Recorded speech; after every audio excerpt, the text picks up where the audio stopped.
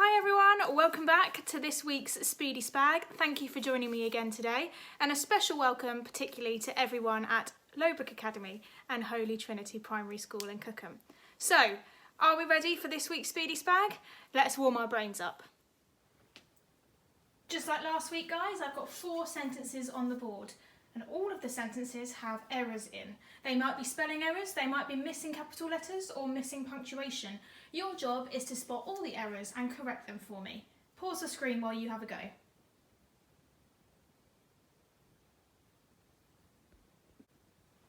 Welcome back guys, how did you get on with those? Let's have a look at the errors. So we've got a missing capital letter for our first sentence, the red sentence, a missing Y for yesterday. Yesterday, comma, we need a comma after yesterday. Yesterday, I went on a long walk. Well, long is spelt incorrectly. We only need one N in long. On to the green sentence, can you see the difference? Well, first of all, we've got the wrong C there. That C is the noun for the C side, and we need the verb to see with your eyes, S-double-E. So can you see the difference? We've got a spelling error. Difference is D-I-F-F-E-R-E-N-C-E. So well done if you spotted that difference in spelling. See what I did there? And finally, that green sentence is a question. So we can't have a full stop at the end of a question. We need a question mark. Can you see the difference? On to the blue sentence then. I watched my dog bury his bone. Well, we need a capital I, particularly because it's the beginning of a sentence, but also whenever we refer to ourselves as I, we need to have a capital I. I watched my dog bury. Well, that berry is the noun, as in a berry like a strawberry or a blueberry. We need to do the verb, which is B-U-R-Y, bury his bone. Well done if you spotted that error. And on to the yellow sentence. I'm, well, that's a contraction like that we focused on last week. I'm is short for I am. And because we've got a missing A in I am, we need an apostrophe. So I'm hungry. That's the spelling of the country, Hungary. And we need H-U-N-G-R-Y for the Hungary we're looking for this sentence. So well done if you spotted all of those mistakes. So hopefully your brains are feeling nice and warm, guys, ready for today's Speedy SPAG lesson. So let's move on to having a look at what we did at the end of last lesson. Now, last lesson we looked at prepositions, and preposition give you information about the direction, the time, the location, or the spatial relationships of an object to other objects. So on the screen there is a paragraph. I showed you this paragraph at the end of the last video. And each of the pink words is a preposition. I asked you to change the preposition for another preposition while still having the sentence make sense.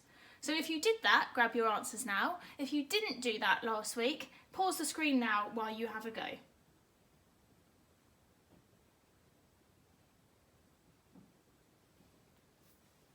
Welcome back guys, so hopefully you've got all of your answers there. So I had a go at this, and I didn't change every preposition. Some of them needed to stay the same for it to make sense, but here's what I wrote.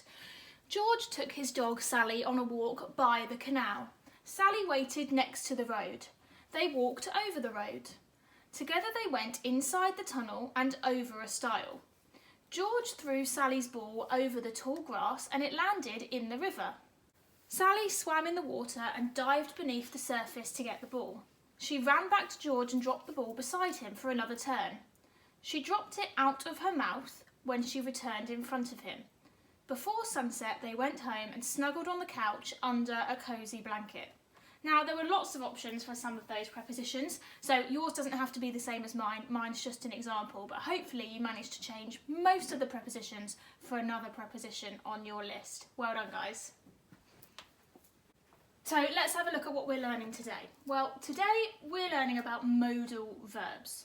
And a modal verb is a verb that expresses obligation, possibility, and ability. They cannot work alone, and they're used in sentences with another verb. Now, it all sounds a bit confusing, but I promise you it's not as bad as it sounds, and I guarantee you will use modal verbs all the time in both your speech and your writing. So let's have a look at an example of each of the possibilities for modal verbs. So first of all, obligation.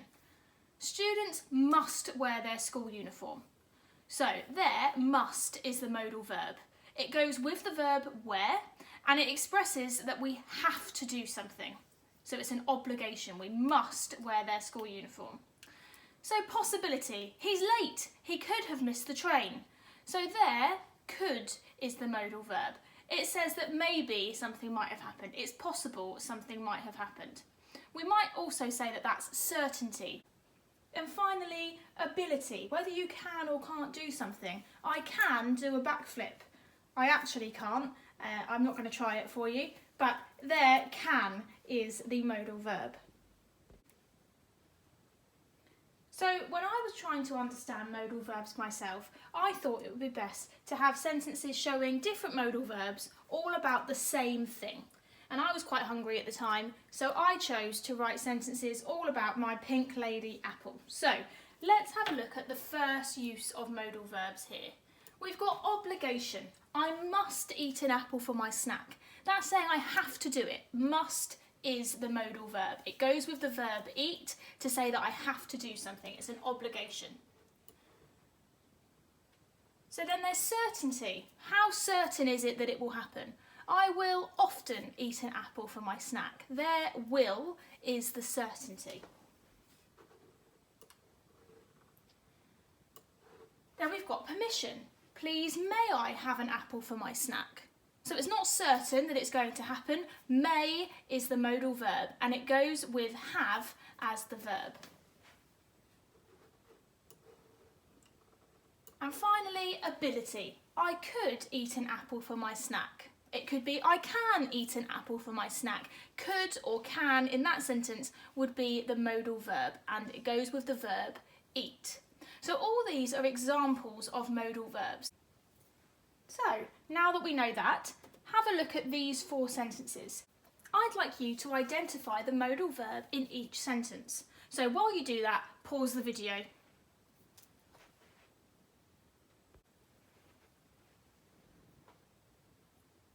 Welcome back, guys. Hopefully you didn't find that too tricky. Let's have a look at where the modal verbs were in those sentences. So in the first sentence, the blue one, can is the modal verb. Can we go to the cinema tomorrow? In the purple sentence, shall is the modal verb. I shall enjoy a walk outside each day. In the green sentence, you mustn't be unkind to your sister. Mustn't is the modal verb. And finally, in the orange sentence, could is the modal verb. I could ask for a new game.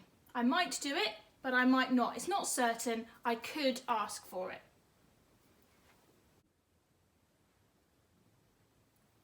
So let's let you have a go now. It's your turn. I'd like you to pause the screen while you write a list of as many modal verbs as you can. Pause the screen while you have a go.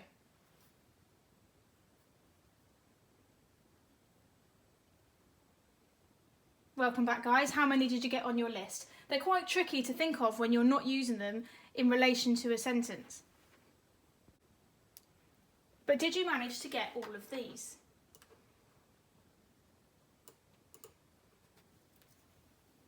You can pause the screen while you have a look at all of those words. Okay, so let's park modal verbs for now and move on to the next thing we're going to learn about. We're going to look at tense today. Now, tense is the change of form in a verb to express the time of an action. So there are 3 tenses. There's past, it's already happened, present, it's happening now, or future, it will happen, but it's not happened yet. Now, some of you will know of other tenses, such as present perfect, etc., but we're not going to look at those today. We'll save those for another video. For today, we're just looking at past, present, and future. So, on the screen, I have a table. I've got 1 column for past, 1 column for present, and 1 column for future.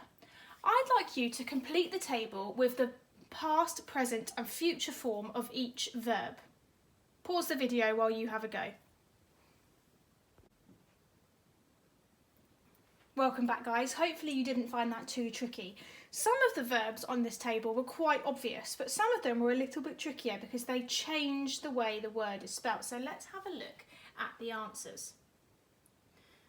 So the first row, we were given ate and eat. Now if I ate my dinner yesterday, or I will eat my dinner tomorrow, I am currently eating my dinner. So the present tense would be eating. Okay, this one was nice and easy. Yesterday I jumped, today I am jumping, tomorrow I will jump.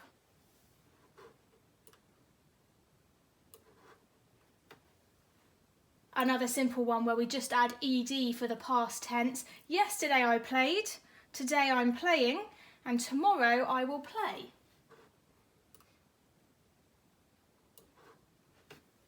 Okay, this one is a little bit trickier because they are spelt the same, but they sound different. So, yesterday I read. Tomorrow I will read, but today I am reading. Well done if you got that one. Here's one where the verb changes its form. So we had yesterday I sat, today I am sitting, and tomorrow I will sit.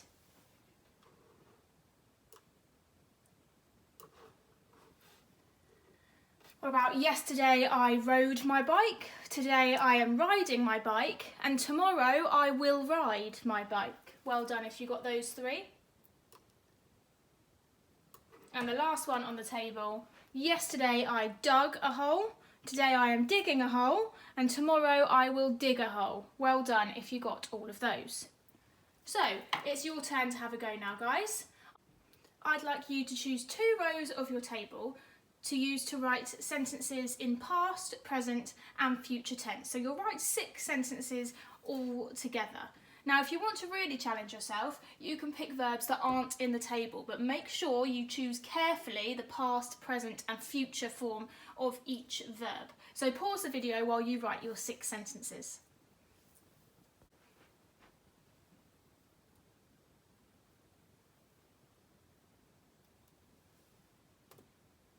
Okay, so the next job for you to do then, I'd like you to change each of these sentences to the past tense. We've got, I am riding my bike without stabilisers, I will eat my dinner nicely, my mum is making a TikTok video, I am going food shopping, and I won't smile for a photo. So pause the video while you turn each of these sentences into past tense.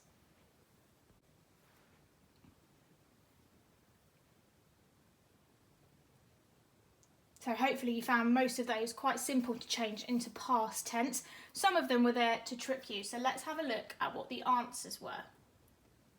So the green sentence, I am riding my bike without stabilisers. If it's in the past tense and it's already happened, then I rode my bike without stabilisers. The blue one, I will eat my dinner nicely. Well, if it's already happened, then I ate my dinner nicely. My mum is making a TikTok video. Well, if she's already done it, which I would love to see, my mum made a TikTok video. Well done if you got that one. I am going food shopping. If I've already been, then I went food shopping. And the last one, this was the tricky one to try and test you, I won't smile for a photo. Well, that's saying that I won't do it if I have a photo taken tomorrow, but if the photo's already happened and I refuse to smile, then I didn't smile for a photo. Well done if you got that one. Okay, so we've learned about modal verbs today, a type of verb that cannot be used alone and is used with another verb in a sentence to express obligation, possibility, or ability. And we've also learnt about the 3 tenses, past, present, and future. So I want to see what you've learnt. So the first thing I'd like you to do is to write a sentence using a modal verb for obligation in future tense. So pause the video while you write a sentence using a modal verb for obligation in future tense.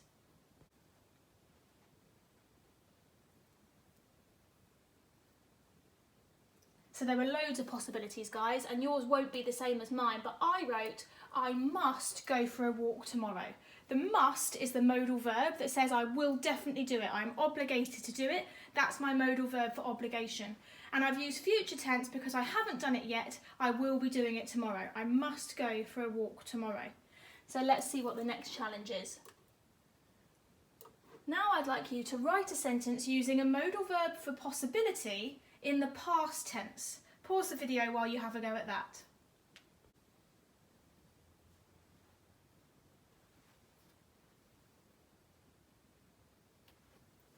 Let's see what you could have had. You could have had, I could have played with John. There could is my modal verb for possibility. It's not definite, but I could have done it. And played is my verb that it goes with. And it's past tense because it's already happened. I could have played with John. Well done if you did a sentence just like that. Okay, so here's your task to do before our next Speedy SPAG lesson. I'd like you to imagine a class in 2099. I'd like you to think about how the students might record their work, who might be teaching the class, how they might get to school. And I'd like you to use modal verbs to write a description of what that classroom might be like using future tense. Now, if you're stuck for ideas, you might like to answer the questions that are on the screen in your description. So, write your description and save it somewhere for our next Speedy SPAG lesson, and we'll look at what modal verbs you could have used in your description and make sure you've used future tense. So well done today, guys. Thank you once again for joining me for Speedy SPAG. If you want some more SPAG or writing lessons in between my Speedy SPAG videos, make sure you have a look at the Holy Lowbrook YouTube channel and look out for Mr. Regeb's creative writing lessons because they are absolutely brilliant. Keep up all the hard work at home, have a brilliant Easter, and I'll see you really soon. Bye, guys.